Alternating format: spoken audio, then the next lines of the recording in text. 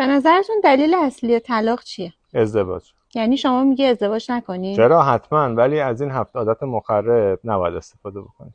اولیش انتقاده. ببین، انتقاد کردن چیز بدی نیست، ولی وقتی که طولانی مدت مداوم میشه باعث آسیبای زیادی میشه. دومی سرزنش کردنه. اینکه تو تا حالا اشتباه نکردی که از طرف مقابل دوست داری هیچ وقت اشتباه نکنه. سومی شکایت کردنه. این آدما توی خونه همش شاکیان و دنبال بهونه میگردن که یه دعوایی را بندازن.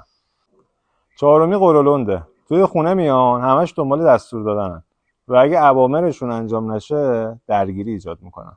پنجمی تنبیهه. دنبال این هستیم که اگر طرف اشتباهی انجام داد تنبیهش کنیم، مثلا از یه سری مزایا و امکاناتی که توی خونه یا بیرون داره محرومش کنیم. ششمی تهدیده. اونایی که توی خونه طرف مقابلشون رو دشمن خودشون میدونن و با دست هی نشون میدن و تهدید میکنن. کار خوبی نیست. آخریش رشوه دادنه. بعضی فکر میکنن اشتباهشون رو با رشوه دادن میتونن پنهون کنن.